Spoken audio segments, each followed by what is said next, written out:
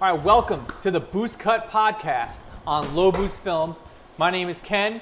Again, I like to go interview some different people from the car community, not just across the country, but sometimes we're lucky enough to have some great people locally.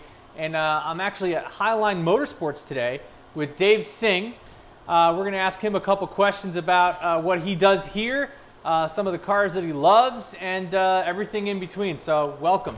Awesome, man. Welcome. Thanks for coming by. I really appreciate it. Yeah, absolutely. One of the things that I always wanted to wonder, because I love BMWs. I know I love BMWs. You're a car guy. What actually got you into liking BMWs as much as you do?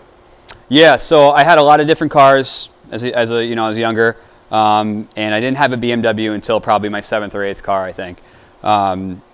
So I think having my first BMW, which was an E30, being the first car that wasn't a total piece of shit that was always broken. Granted, every car I had was like a $500 or $2,000 car in that range, right?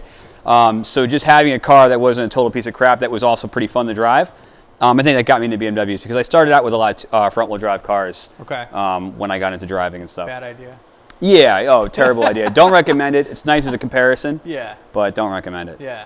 So, obviously, I love your E30. You've had a number of E30s. Sure. I remember the first time I saw your E30 was at Lebanon Dragway.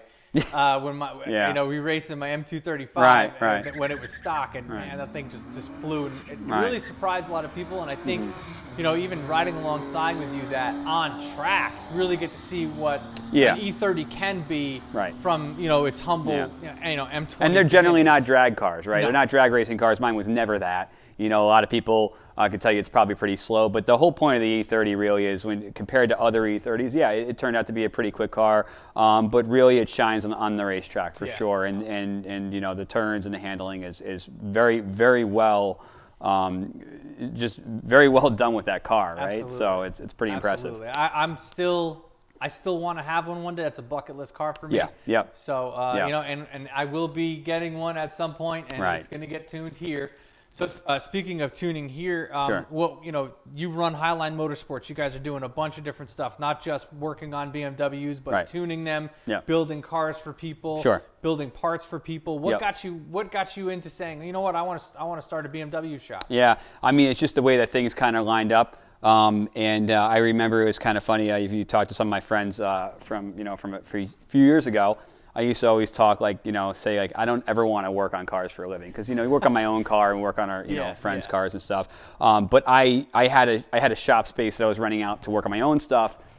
Friends got involved. We work on their E30s, and it just kind of got into a thing where for some side money in the winter time because I had a roof business, I wasn't working in the winter. Work on some cars, do some stuff, and I didn't notice it, but somehow I just got into working on people's cars, and I'm not like a good mechanic or anything like that, but I know these cars, so that kind of got me into it, and I was actually helping around here. It just kind of snowballed from there, and then an opportunity came about where he was like, hey, I think I'm going to get out of this and do something else. He's like, this spot's all set up, you're really into it. Do you want to just take over and we'll work something out? And that's exactly what happened, and it just had a really good thing going, and of course it doesn't really have a lot to do with me as much as it does just everybody here. I mean, I was really lucky to kind of connect with Mike again, our main tech, our shop foreman here, and he kind of took a chance on this whole idea in the beginning. And he's just a masterful BMW technician, really helped me out big time. And we just kind of got jump started from there, and it was a hell of a risk. Blew through a lot of money, got into debt pretty quickly, but just at the last moment, we were able to become profitable and kind of get out of that dip. And it was kind of crazy and riskier than I thought it was, but just did what you got to do, and we just never looked back from there. Yeah. So that was August 2018. Well, it definitely is commendable to be able to do something like that, and sure. now on top of you're working on every BMW that they make, basically coming here. But now you've evolved into BMW performance. Like obviously you're doing dyno tuning now. Yeah. Tell me what starting here, I actually didn't know how to tune at all. And that was something that was always really interesting to me, and I was able to really just kind of put my head down. If there's something that I want to learn, like a skill set, whether it's like vinyl wrapping or or tuning a car, or I used to have a recording studio back in the day, so engineering was a huge thing for me, or 3D modeling things for producing parts and stuff like that, or composites. If it's something that I really want to get into, I just kind of just say, okay, this is all I'm going to do for the next however long it took. So I think I was just like learning everything I could about tuning for like almost a year straight, and it worked out. We were able to get a good deal on a used dyno, which is paid off now, so awesome. Pretty cool. And it's just in having cars of my own that I was able to tune and experiment and learn with, because there's two sides of this, right? There's two sides of BMW tuning. Just tuning a car is super easy. I mean, to be honest, any monkey can tune a car.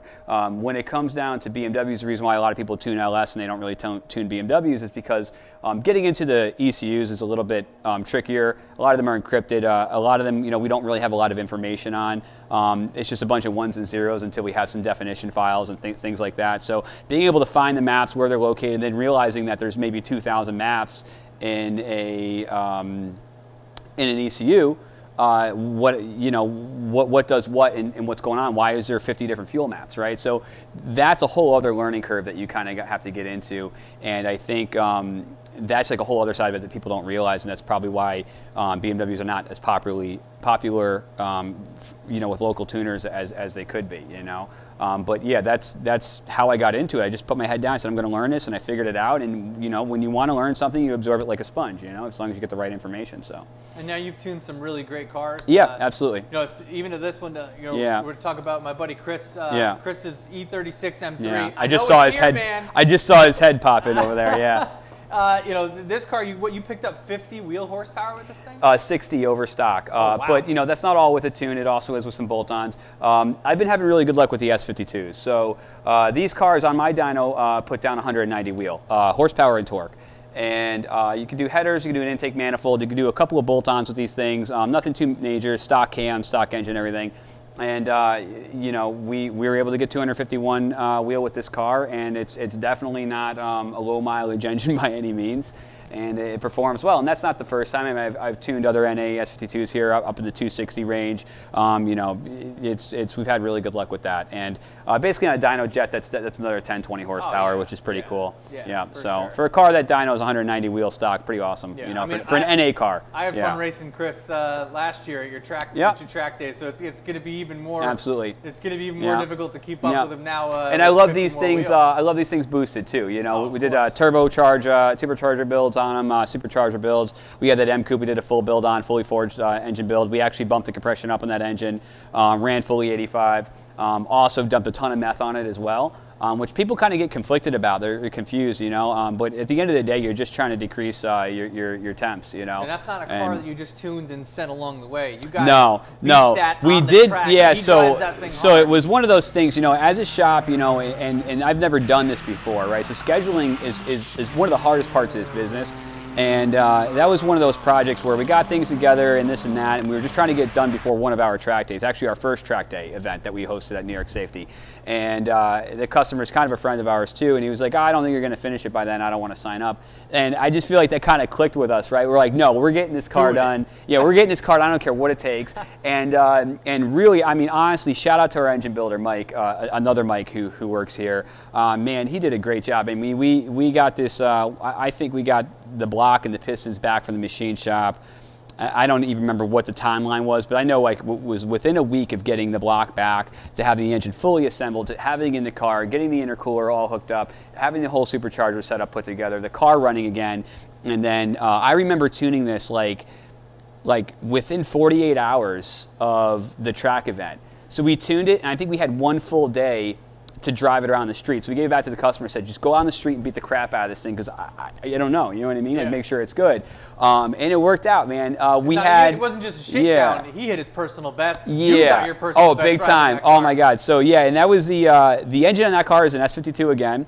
Like I said, it was a fully built motor, bumped the compression up, fully 85, meth injection, and we had a C3881 supercharger on there, which is a pretty big supercharger. It's was for a while the second biggest supercharger Road Trex was offering. Now it's the third biggest, and we were able to, and we did cams too. We did cam regrinds, and we got a 460 or 470 wheel horse on that. Wow. And yeah, it was pretty good. And that thing just absolutely ripped. You know, I got a ZF 5-speed transmission in there. And I think that was it, pretty much pretty standard stuff. Had some, some good tires, RE71s, I think.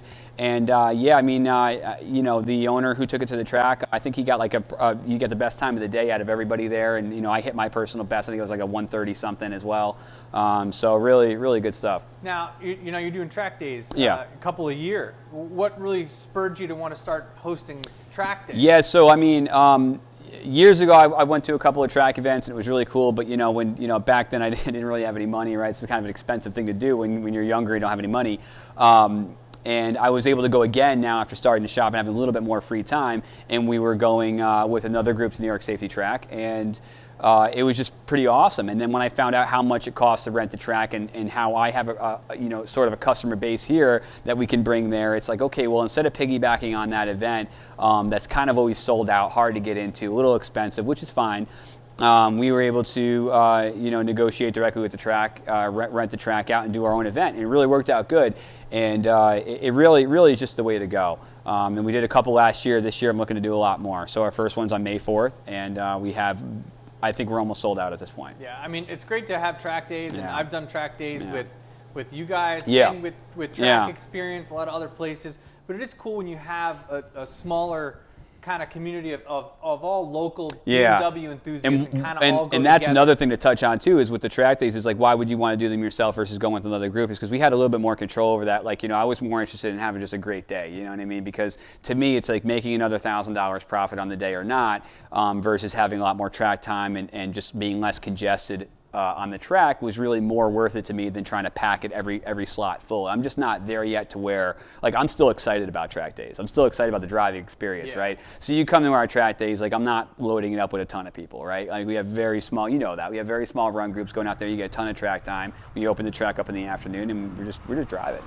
having a great time. That's great. Now, you're branching out, doing a whole bunch of different stuff, that we've already talked about. But the next thing that I've seen you do is, you just got a brand new F90 M5. Right. Right. And that was a goal. I think I was telling you as a goal. Like, I think I said 2021 in the summertime. I wanted to get an F90. I was thinking, right. So we hit that goal a year early. And I thought I was going to get used when we got a brand new one, so that was pretty cool, and that was very exciting. And it's a hell of a car, and it just drives me nuts. It literally grinds my gears when I hear people say who don't have any personal experience they don't like new BMWs because they just don't drive the same. You don't know what you're missing. The F90 is a phenomenal car. I'm a huge E39 M5 fan, one of the best BMWs of all time in my opinion. But the F90 is just it's unexplainable how good that car is. And it was way better than I thought it was going to be. Even with a test drive, it's like you can only tell so much from a test drive. That's the thing, right? You got to own the car for a couple of weeks or a couple of months to really understand.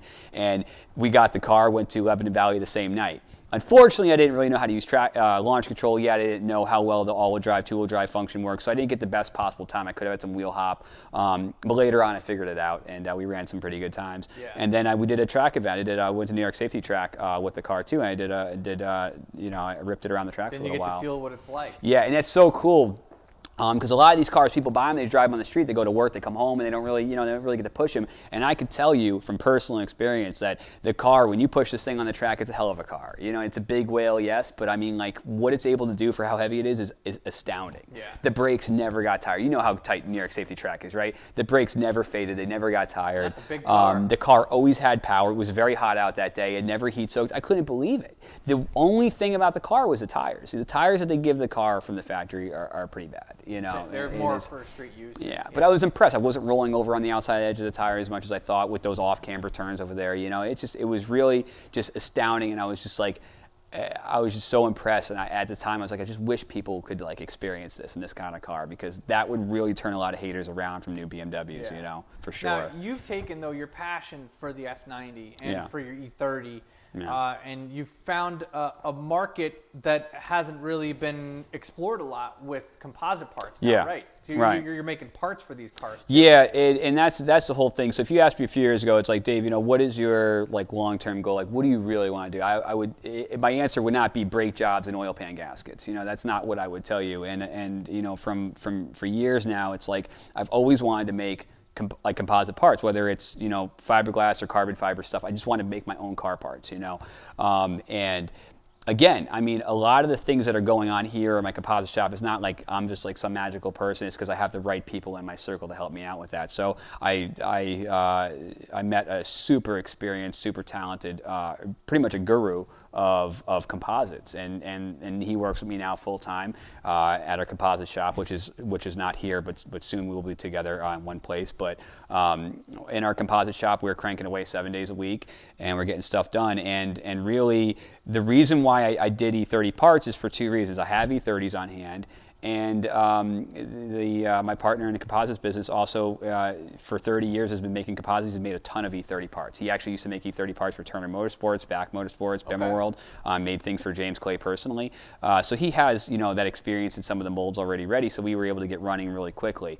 So we also have a custom front lip that we made for the E30. This is not an E30, but I'm pointing here anyway. Yeah. But we had a custom front lip. We've also made our own side skirts. We make fiberglass and carbon fiber sunroof panels, which are like weirdly popular. I would never have guessed it. They're cool looking. Yeah, and as far as the F90 goes, it just goes back to the whole thing. Like, hey, we're trying to get this business off the ground. What can we make that's going to be, you know, reasonably popular, that's kind of profitable? And really, new BMW parts are where it's at, right? Yeah. I mean, the average guy with an E30, I mean, they don't really want to spend more than $500. You buy a $120,000 or $50,000 M5, you know, you're probably okay with spending $800-900 for a front lip, nice, you know, carbon especially when it's a nice carbon fiber lip. And what I'm so impressed with the work that we do, and it really, again, it's all credit to my partner in composites, so shout out to Randy, is the fit and the finish that we have with our parts. It's second to none. It's so good. And it's just like, you know, you take that for granted in my position because I don't know anything else, but his expertise is really like, it's going to really get us pretty far in the composites business. Now, for they sure. got a bunch of different other composite parts. So if you guys are interested in any of the parts that we just talked about, I'll put links to them in the description below where you can go on their website and browse all their different parts. They have a number of them in stock, a lot of them ready to ship right away. And that's a big thing too with our composite thing. It's like, you know, I'm not a company who is saying, hey, order this now and it's 2 to 3 weeks out. Never. If it's in stock, it's in stock. Literally, like, ready to get boxed up and shipped out that business day, right? So that's like our policy. If we have something that's not in stock, we have the molds for it. We can make one within a few days. Now, with all this stuff going on, what's the future look like for Highline in the next 6 months? Right. Well, as far as composites go, we're working on an awesome rear diffuser for the F90, a modular rear diffuser with interchangeable rear fins, and we're boxing in the muffler tips, doing a lot of cool stuff like that. And that is just finishing up in the prototyping stage, and now we're going to be making a mold for that starting tomorrow. So I'm pretty excited to see that coming out. So that's what's going on. Basically, with the composites, we're just going to keep making parts and building our portfolio up. As far as Highline as a company in total, we have a few different things going on. So we have our service side where we're servicing BMWs. That's the bread and butter of what we do. You know, that's why we're here. And again, you know, we have an awesome team for that. We have some of the best techs in the area that work here, and hopefully the remaining techs will come over pretty soon, right? But that's, so we have that, and then we have our composites that we just talked about, and we have our fabrication side, which we have an excellent metal fabricator and welder, Nick, as you know him, and so we do our roll cages in-house, we do all our welding in-house, any kind of custom fabrication, exhaust, intercooler piping, anything like that, we do right here, thanks to Nick's help. And aside from the fabrication, then we also have our performance side, which is mainly our tuning, our software programming, flashing, and all that. So now, in the future of Highline, and I'm super pumped because we've completely outgrown this space. We've been here for just over 2 years. We've completely outgrown the space, and it's time to move. And we have an opportunity right now where we are moving. And the good news is we're only moving a half mile down the road. Oh, nice. So we're going to be moving to a space 4 times the size, and I am super pumped about it. Yeah.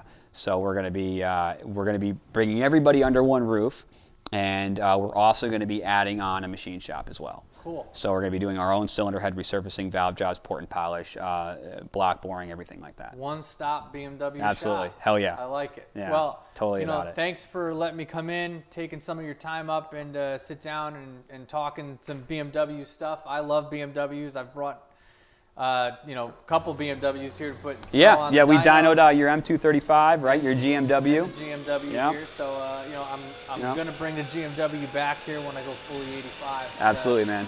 Yeah, and I'm just excited for this summer. You know, I'm hoping the COVID stuff kind of lifts. I'm hoping that we can do more as a car community, not just BMW stuff. You know, and with the new spot, I'm really excited because I think that we're going to be able to finally have like our Sunday car meets that we wanted to have, almost like a cars and coffee, but more like a chill and grill because I'm just not a morning person. Yeah. So, you know, if you look out the door, it does say 11-ish. It does say 11-ish. Our hours are 11 to 6. But I'll tell you why. Because it allows us to start working at 8 in the morning and work until 7 or 8 at night. Obviously different shifts, but what the problem is that when you're working and your hours are open, the phone doesn't stop ringing. I mean, we're on the phone, and you know, our service writer, Matt, great guy, always busy, always doing a good job. He'll be on the phone, right? And if I'm here, the phone will ring again. I got to pick it up, and sometimes the phone rings again, and I got to give it to one of the techs. I mean, it's just the way that it goes, right? So it's just constant all day phone stuff. So if trying to do that 11 to 6 time frame, it just allows us to kind of get some work done beforehand and get some work done after, you know, without getting too distracted. But again, with the summertime, very excited. Hope we can go back to more in-person stuff and having our new shop and our new area where we can have potentially some car meets going on. I'm really excited for Sundays, right? So hopefully we can do a lot more get-togethers, bring everybody's cars out, put them up in the air, check them out, do some dyno days, grill some food outside, just have a great time and just enjoy the good weather. You know, I'm totally ready for it. I'm excited for it. I'm already starting to get hungry as we're talking about it. I know, right? If you guys haven't seen them before, I have multiple videos on my YouTube channel of Dave's E30, of his track days, you know, bringing my car here to the dyno, a bunch of different stuff. So if you guys haven't checked that out, there's a ton of videos on HIGHLINE that are already on the YouTube channel. You know, and we'll be doing more in the future. I'm looking forward to seeing the new shop. So Dave, thank you very much. Awesome, man. Thanks. And I'll catch you in the next one.